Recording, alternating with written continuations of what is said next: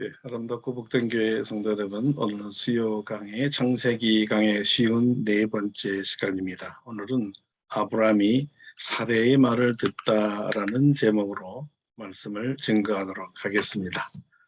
아브라함이 가나안에 정착한 지도 벌써 10년이나 되었습니다. 이때 아주 중요한 사건이 또 하나 일어납니다. 믿음의 조상 아브라함에게 또 믿음의 위기와 시련이 찾아온 것입니다. 이 믿음의 위기와 시련은 약속의 시 후손에 대한 것이며, 이 후손에 대한 시련은 공교롭게도 아내 사례를 통해 왔다는 사실입니다. 첫사람 아담의 시련이 아내 하와에게서 온 것처럼 믿음의 조상 아브라함의 시련이 아내 사라에게서 옵니다. 그리고 똑같이 아내의 말을 듣고는 심각하게 기도하고 결정하지 못했고 바로 동의하면서 큰 어려움을 당하게 되지요. 이는 아내의 말을 들었기 때문이 아닙니다. 아내 때문에 시련이 왔다는 말이 아니고요. 아내의 말을 무시하라는 말도 결코 아니지요. 아내가 남편의 말을 듣던, 남편이 아내의 말을 듣던 최종 결정은 하나님께 물어보고 응답받은 뒤에 무엇이든 시행해야 믿음의 사람들이라는 것입니다. 이것이 하나님 없이 사는 세상 사람과 하나님과 함께 사는 하나님의 자녀의 현격한 차이입니다. 우리는 물어볼 분, 물어봐야 할 분이 계십니다. 그리스도인이란 하나님의 권위 아래 하나님의 의견과 말씀을 최우선적으로 따르며 살아가는 하나님의 자녀입니다.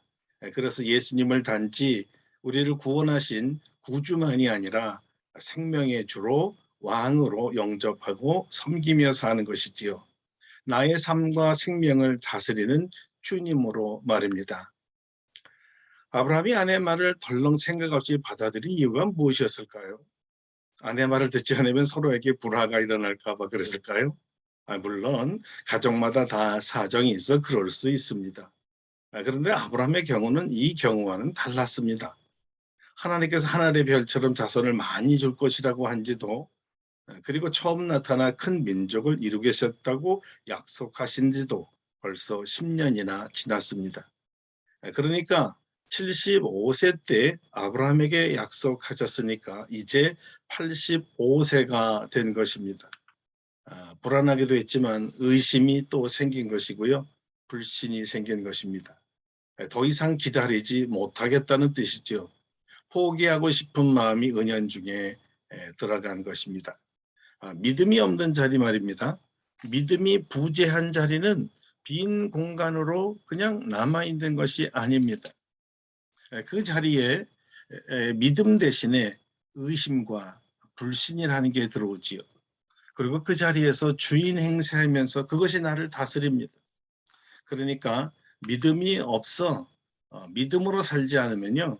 믿음이 나를 주장하는 것이 아니라 믿음 대신 들어와 주인 행세하는 의심과 불신이 있어서요.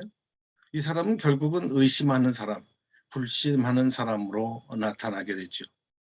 말의 표현도 현격히 달라집니다. 예를 들면 아담처럼 말이죠. 하나님께서 정령 죽으리라 하셨지만 정령 죽을까?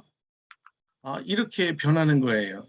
놀랍게도 의심과 불신은 불순종을 만들어냅니다. 하나님의 약속을 기다리지 못하게 하죠. 반대로 믿음을 가지면 이 믿음이 오래 기다리게 합니다. 그래서 히브리서 기자는 믿음이란 도대체 무엇입니까? 이렇게 물었을 때 이렇게 대답했습니다. 믿음은 바라는 것들의 실상이요 보이지 않는 것들의 증거니 선진들이 이로써 증거를 얻었느니라. 모든 선진들이 믿음의 사람이라 증거를 받은 것은 오래 기다려서 바라던 것이 그대로 되고 보이지 않았던 미래의 일들이 눈앞에 드러나는 것이 돼서 응답받은 사람들이었다는 것입니다.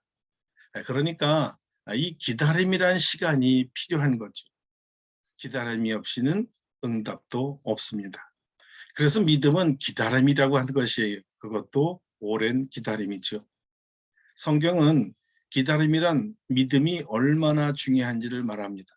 히브리서 기자가 믿음의 장인 히브리서 11장에서 믿음을 정의한 후에 이런 말을 덧붙였습니다. 믿음이 없이는 하나님을 기쁘시게 할 수 없습니다. 믿음이 없이는 하나님을 기쁘시게 할 수 없습니다. 이 말은 믿음이 없이는 기다릴 수가 없기 때문에 하나님의 역사를 체험할 수 없다는 말도 되지만요. 믿음이 없어 기다리지 못한 자들의 이 믿음의 없음의 결과를 불러온다는 말도 됩니다. 과연 아브라함은 기다리지 못했을 때 지루함을 참지 못하고 사고를 치고 말거든요. 아내 때문이 아닙니다. 아브라함 안에 있는 믿음이 식어졌기 때문입니다. 잠시 믿음이 외출했다고나 할까요? 아니면 믿음이 휴가를 간 것이라고 할까요? 이 말은 언젠가는 다시 그 믿음이 돌아온다는 뜻이기도 합니다. 표면적으로는 아내의 유혹이 그럴듯했습니다. 가뜩이나 기다리기 힘든 때에 하나님 음성처럼 자기가 믿고 싶은 아주 그럴듯한 그리고 달콤한 제안이었습니다. 아담에게도 유사한 제안이 있었죠. 그 과실을 먹으면 하나님과 같이 되겠지? 순간 달콤했습니다. 넘어가고 싶은 유혹이었고요. 사탄의 유혹은 늘 넘어가기 쉬운 슈크림처럼 달콤합니다. 아브라함에게 온 그 달콤한 제안, 넘어가고 싶은 제안이 바로 2절입니다. 같이 읽어보겠습니다. 사레가 아브라함에게 이르되 여호와께서 내 출산을 허락하지 아니하셨으니 원하건대 내 여종에게 들어가라. 내가 혹 그로 말미암아 자녀를 얻을까 하노라 하매 아브라함이 사레의 말을 들으니라. 사레가 왜 이런 제안을 했을까요? 미모에 대한 자만이었을까요? 우리 남편이 설마 나를 버리고 이 여자에게 마음을 줄 리 없지. 나로 말할 것 같으면 온 애굽의 남자들이 침을 흘리면서까지 치근댔잖아. 내가 얼마나 아름다운 이 여성인가. 얼마나 내 몸매가 뛰어났으면 애굽의 바로까지 치근댔잖아. 내 종 하갈이 아무리 젊어도 내 남편의 마음까지 빼앗기지는 않을 거야. 몸만 빌어서 아이만 낳으면 되지 뭐. 하나님이 뭐 꼭 내 몸을 통해 아이를 준다고 하지는 않았잖아. 자, 이 제안을 듣고 아브라함의 반응이 어땠을까요? 이 사람 아브라함 말이죠. 아주 웃기는 사람입니다. 이 제안이요 싫지 않았습니다. 듣고 보니 그럴듯했습니다. 아주 달콤한 제안이었습니다. 거절할 수 없는, 아니 거절하기 싫은 정말 하나님의 음성 같은 제안이었거든요. 그래서 이렇게 생각했을 것입니다. 내 몸에 씨라 그랬지 꼭 사례를 통해 아이를 주신다고 하진 않았지. 이것도 내가 제안한 것이 아니라 사례가 원하는 것이 아닌가? 이럴 때는 모른 척하고 아내 말 듣는 편이 낫지. 아내 말 들어서 잘못된 사람 봤어? 정말 이 아브라함의 이 말이 맞나요? 우린 바로 전에 아담이 하와의 말을 듣고 인류 역사상 가장 큰 죄, 가장 치명적인 실수를 저질렀음을 들었잖아요. 아내 말 들으면 다 잘 된다고요? 글쎄요. 두고 봅시다. 왜 아브라함과 사레 둘이 마음이 하나가 됐을까요? 한 몸인 부부라서요? 아닙니다. 실은요, 아브라함뿐만 아니라 사레가 많이 지쳤습니다. 처음엔 이 나이에 아이를 낳는다고 생각하니까 생각만 해도 신났습니다. 나도 젊은 여자들처럼 아이를 낳는구나, 아주 젊어지는 느낌이었죠. 더욱이 사례는 이제 75세가 될 때까지 단 한 번의 출산 경험이 없었거든요. 그러니까 얼마나 기대가 됐을까요? 그런데요, 대실망이었습니다. 10년이 보통 긴 시간입니까? 10년 전만 해도 아이 낳을 수 있다면 아멘 했을 우리 권사님들도 많을 것입니다. 근데 지금은 아니지 하고 지레 포기하는 분이 더 많으시겠지요. 바로 그것이 사례의 마음입니다. 그 당시에는 자녀가 힘이었습니다. 특히 여자는 출산을 하지 못하면 별 가치가 없는 시대였습니다. 업신여김을 받았고요. 아이도 못 낳는 여자라고요. 우리나라에서도 칠거지아기를 학습이 있었는데 그중에 아들을 못 낳은 것도 포함되었으니 동서고금에 다 같았나 봅니다.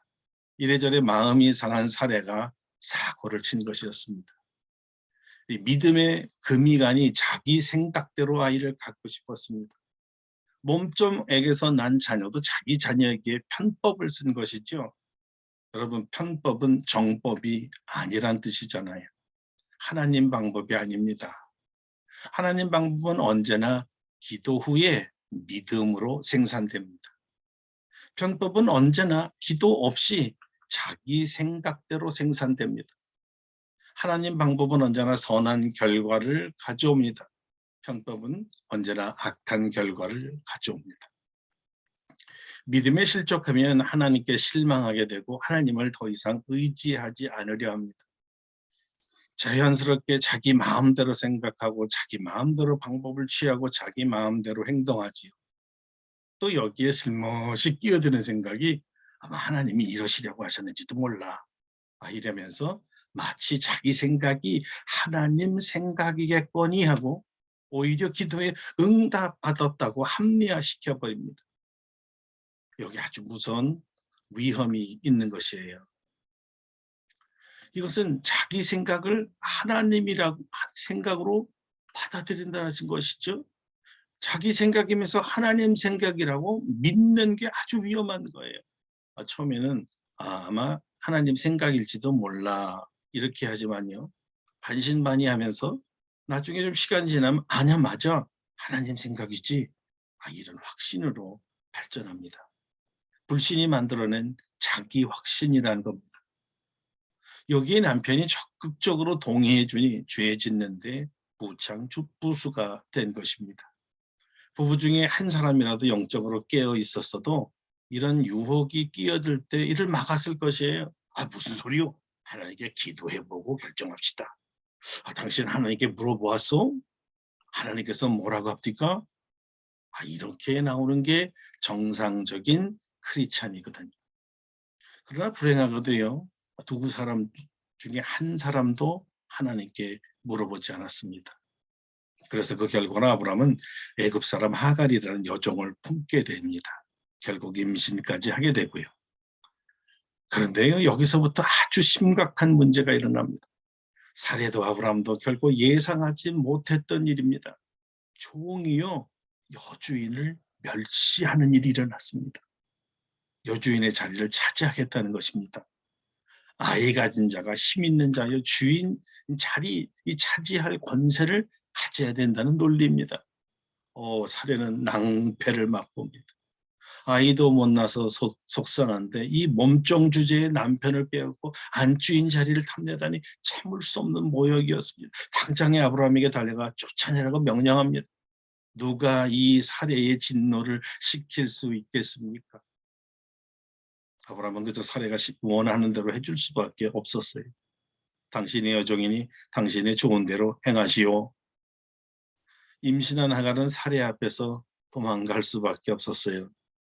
분수를 모르고 자기 자리를 이탈한 몸종이 받을 것은 도망밖에 없었습니다. 흥미롭게도 하갈이란 여종의 이름의 뜻이 도망자란 뜻입니다. 쫓겨난 자란 뜻입니다. 하갈은 자기 이름대로 쫓겨난 여자입니다. 사랑하는 성도 여러분, 이 이야기는요, 우리에게 믿음에 대해 아주 중요한 교훈을 주고 있습니다. 하나님의 약속을 받은 신앙인은 그 약속이 이루어질 때까지 인내해야 합니다. 오래 기다려야 하고요. 도중에 변하면 안 됩니다. 믿음으로 시작하였다가 육체로 마치면 안 됩니다.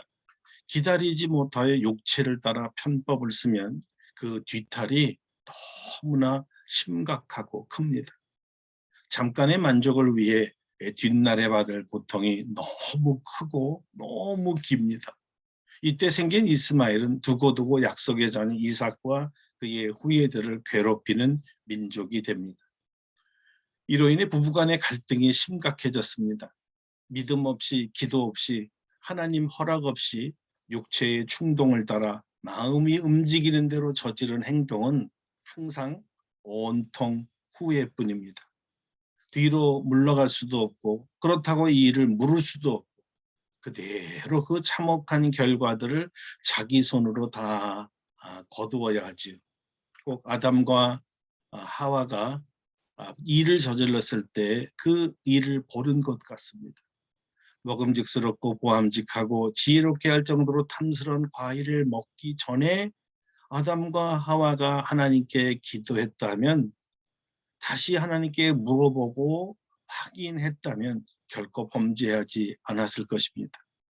에덴 동산에도 쫓겨나지 않았을 것이고요. 아브라함도 똑같은 유혹을 받은 겁니다.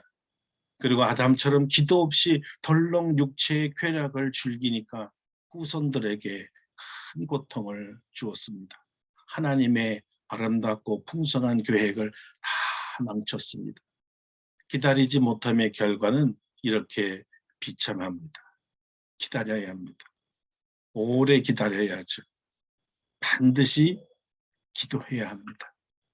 하나님께서 응답하시기 전에 자기 생각대로 결정하면 달콤한 유혹과 제한에 넘어가 돌이킬 수 없는 대형 사고칩니다.